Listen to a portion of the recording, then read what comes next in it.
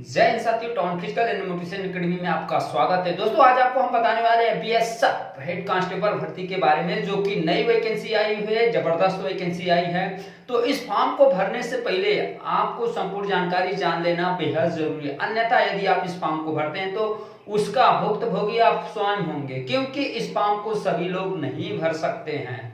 संपूर्ण जानकारी आपको इस छोटी सी वीडियो में मिलने वाली है, क्योंकि आप देख सकते हैं यहाँ पे BSF head constable radio operator and radio mechanic vacancy 2023 की न्यू वैकेंसी है। इसको भरने से पहले आप इसका अप्लाई डेट जान जाइए, एज इसका जान जाइए और इसका सिलेबस क्या है, इसका सिलेक्शन प्रोसेस क्या होने वाला है। संपूर्ण जानकारी आपको इस छोटी सी वीडियो में मिलने वाली है। तो वीडियो यदि पसंद आए तो लाइक करिएगा, चैनल को सब्सक्राइब करिएगा। तो देर न करते हुए वीडियो हम स्टार्ट करते हैं, ताकि आपको संपूर्ण जानकारी मिल सके।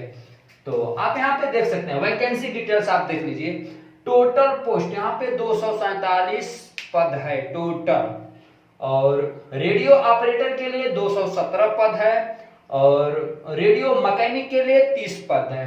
और अप्लाई डेट इसका आप जान जाइए 22/4/2023, यानी कि इसी महीने में 22 तारीख से इसका फॉर्म ऑनलाइन होने वाला है, और 12 तारीख 5वां महीना 2023, यानी कि 22 अप्रैल से शुरू होगा और 12 मई तक फॉर्म ऑनलाइन समाप्त हो जाएगा। लास्ट डेट आपका 12 मई है। तो आप 12 मई का इंतजार मत करिएगा, क्योंकि ऐसे बहुत से हमारे भाई महान हैं जो लास्ट डेट के इंतजार में करते करते पता चलता है कि लास्ट टाइम में साइट ही चलना बंद, साइट चलती नहीं है, तो फॉर्म आपका ऑनलाइन हो नहीं पाता। तो ऐसे में आप समय के रहते हुए 22 तारीख से फॉर्म ऑनलाइन हो रहा है, तो आप कोशिश करिए कि 30 तारीख जाते जाते आपका फॉर्म ऑनलाइन हो जाए।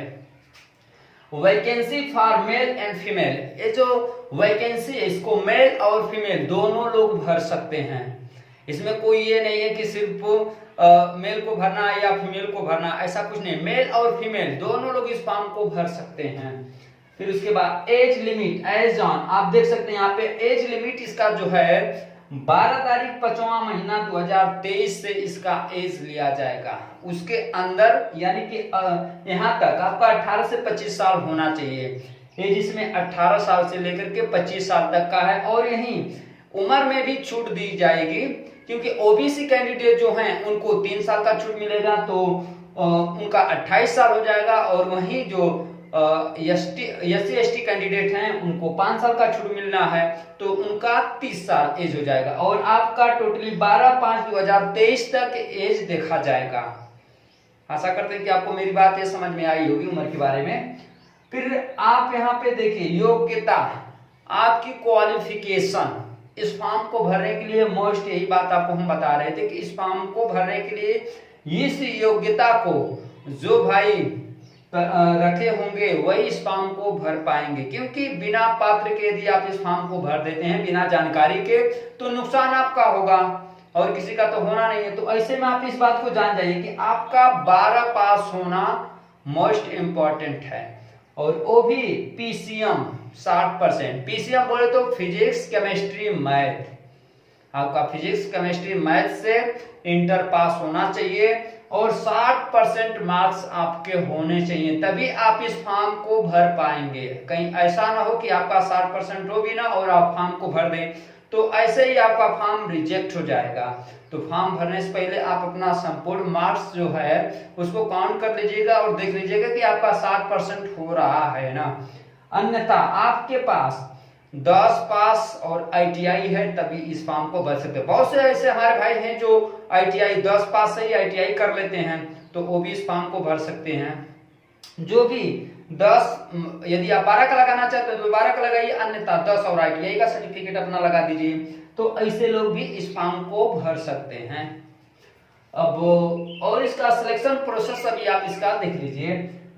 सर्वप्रथम इसका रिटेन टेस्ट होने वाला है। रिटेन टेस्ट OMR बेस्ड से होने वाला है। रिटेन टेस्ट जो आपका है OMR बेस पे होने वाला है, क्योंकि ऑफलाइन एग्जाम होने वाला है, इसका ऑनलाइन एग्जाम नहीं है। तो इस चीज का आप लोग ध्यान रखिएगा। फिर उसके बाद आपका आता है PST PET, यानी कि फिजिकल आपका दूसरे नंबर पे होना है।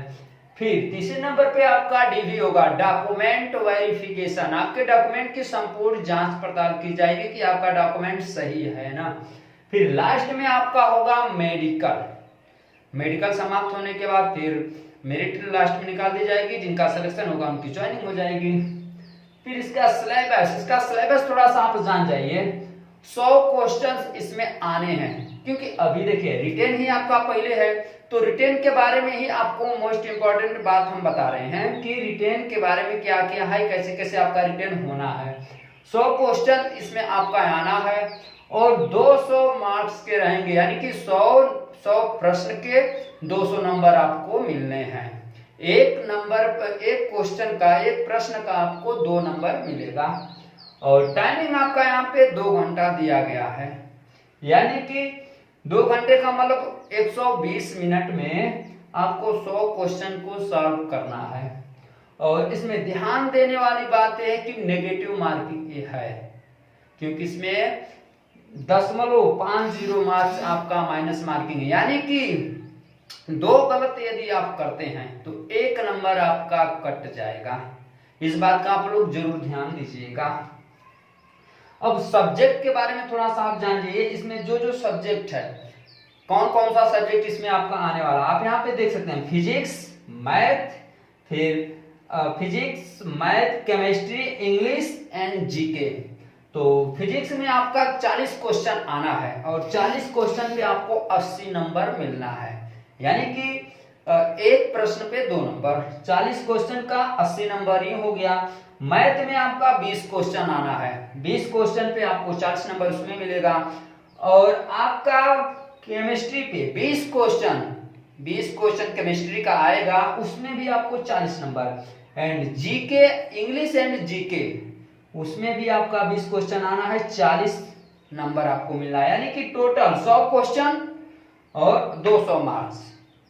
इस तरह से आप अपनी अभी तैयारी करिए, क्योंकि फॉर्म जैसे ही भरने के बाद यही आपका रिटेन, सर्वप्रथम रिटेन होना है। तो रिटेन आपका मजबूत होना चाहिए, क्योंकि अभी देखिए तमाम वैकेंसी निकली हुई है, तो अभी आपका रिटेन बेस मजबूत होगा।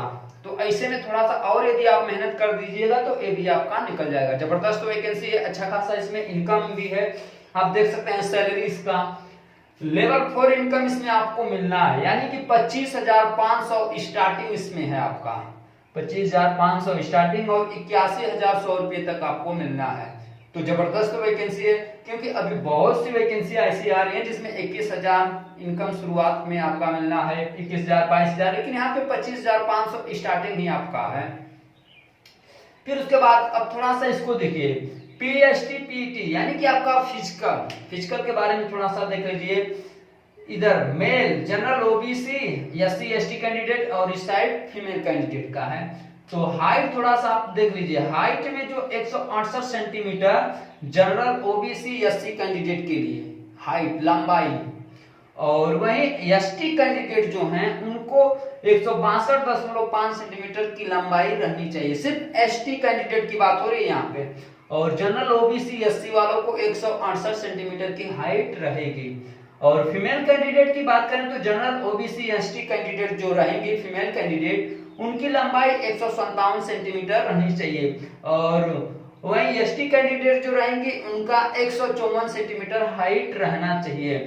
चेस्ट के बारे में बात करें तो जनरल ओबीसी एससी वालों का 80, नॉर्मल आपका 80 चेस्ट होना चाहिए और 5 सेंटीमीटर इसमें आपका फुलाव मांगा गया है। और एसटी कैंडिडेट जो रहेंगे उनका 76 से 81, यानी कि 76 नॉर्मल चेस्ट और 81 5 सेंटीमीटर फुला करके 81 होना चाहिए।